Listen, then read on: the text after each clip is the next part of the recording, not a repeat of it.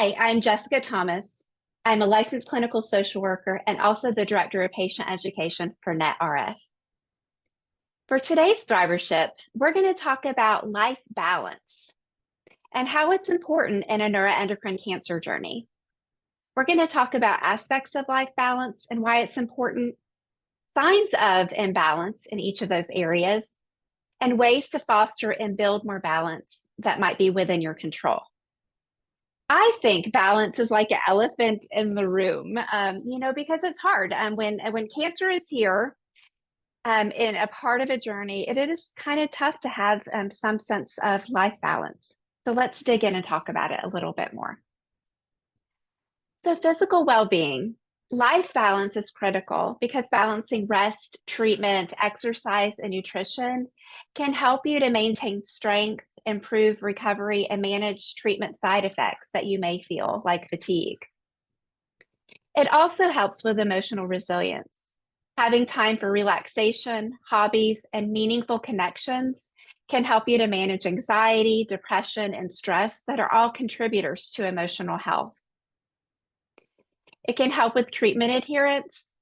When you feel balanced, your life supports the structure needed to attend appointments, follow medical advice, and focus on your cancer journey and the recommendations of your health without feeling overwhelmed. As much, anyways. Mental clarity. Finding balance fosters clear thinking. This can enable a better decision making and even communication with your partners, your caregivers, your healthcare providers, your friends, support systems, etc. Social support. Spending time with loved ones builds a support network, which can be vital for your emotional wellness, your emotional strength, and your guidance, and really practical assistance during the times that you are getting treatment and in your Thrivership journey.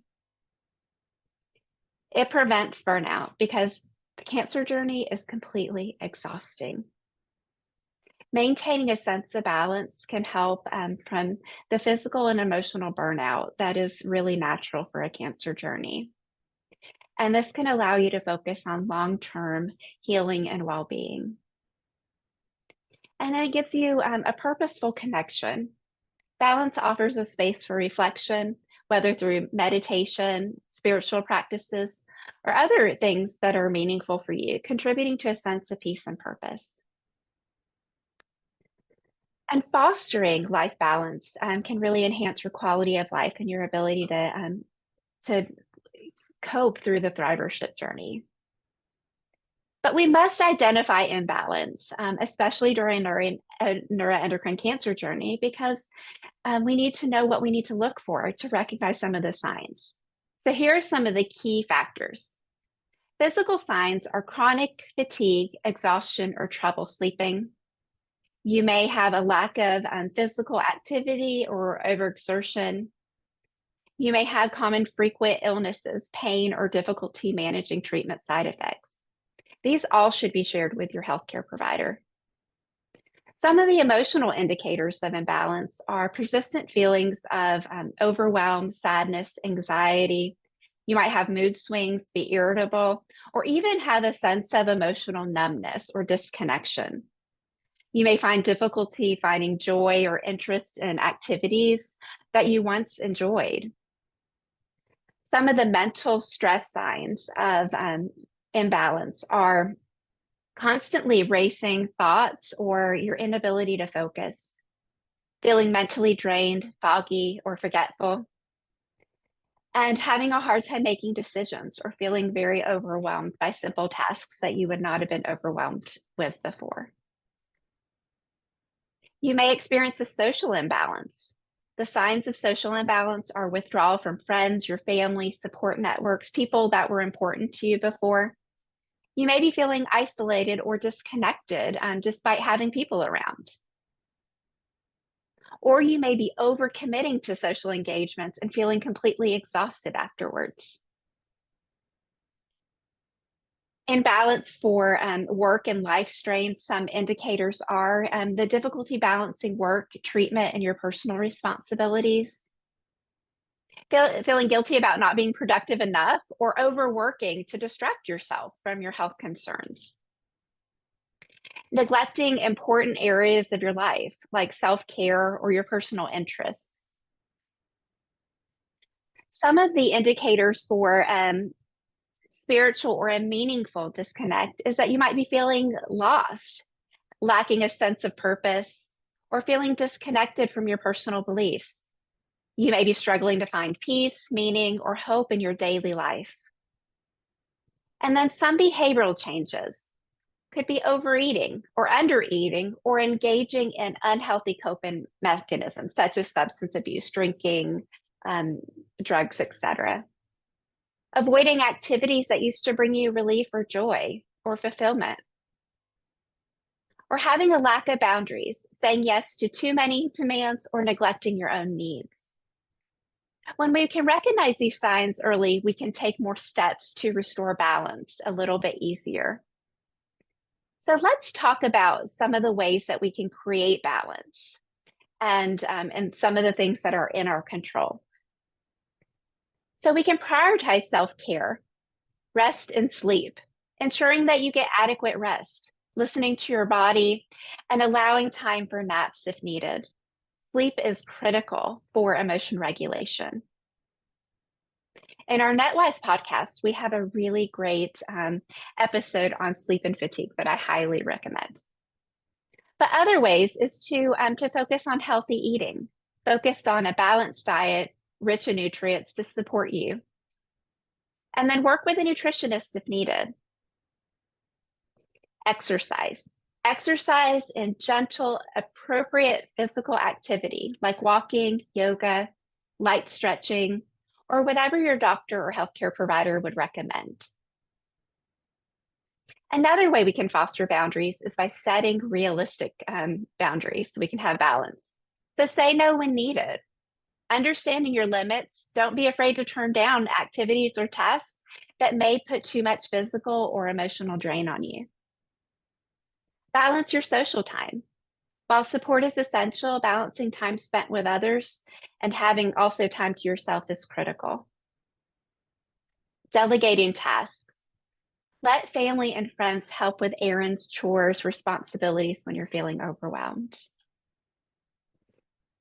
Some ways to improve your emotional well-being is through therapy and counseling.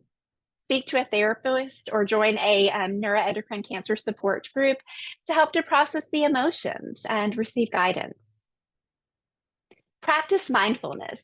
Engage in meditation, journaling, or deep breathing to help you to reduce stress and to feel more grounded. Have creative outlets. Participate in activities that bring joy, such as painting, music, reading, or ways to relax and express your feelings. Create structure. Having a routine and flexibility. Establishing a daily routine that includes treatment, rest, and enjoyable activities. Having structure brings a sense of control, but also having a flexible schedule allows you to adjust and your plans as your energy might fluctuate. Create structure through time management, allowing specific times for important tasks like medical appointments, rest, and social time to avoid feeling overwhelmed. And maintaining meaningful conversations. Having social support. Surround people with loved ones who understand your needs and can provide emotional and practical support. Have purposeful conversations. Engage in meaningful conversations that lift your spirits and help you to maintain a sense of connection and purpose. Every conversation doesn't have to be around cancer. It can be around other things in your life, other things that are important to you. Cancer is just a part of your journey. Also, limiting negative interactions. Minimizing your time with people and environments that add stress or negativity into your life. Balancing your intake information. Your information intake, sorry. Limit research when it's important to be informed. Get the information that you need from trusted sources. But if you are spending all day researching cancer and neuroendocrine cancer and treatments, and you'll have a sense of imbalance. Stick to reputable sources like NETRF and limit information overload. Positive input, making sure that when you're getting information, it's realistic, but focus also on hopeful stories, inspiring content, and uplifting things that can help you to have a feeling of resilience and hope. Embrace flexibility in your expectations. Adjust expectations. Understand that your abilities and energy levels may fluctuate and may change during a cancer journey. Be kind to yourself and adjust your goals accordingly. And celebrate these small wins that happen. Either if it's having a good scan, getting through the day, finding moments of joy, celebrating those small wins. Finding a reflective outlet. If you're spiritual, this may help to have prayer, meditation, or other reflective ways that you can engage in to bring peace and balance. And have purpose and meaning. Find ways to connect with what gives you purpose, whether through helping others, engaging in activities or hobbies, or reflecting on what's meaningful for you. And then monitor your health holistically. Communicate with your healthcare team. Keep your doctors informed about your changes physically and emotionally so they can adjust things as needed. Integrate complementary therapy. Therapy like acupuncture, massage, aromatherapy. These therapies may help, art therapy may help you manage side effects and improve overall sense of well-being. I want you to know that finding balance is a continuous process, especially when you're in the period of living with neuroendocrine cancer. But tuning into your needs and making intentional choices can improve your quality of life during the journey. And it doesn't have to be an elephant in the room. I look forward to seeing you at our next Thrivership series. Take care.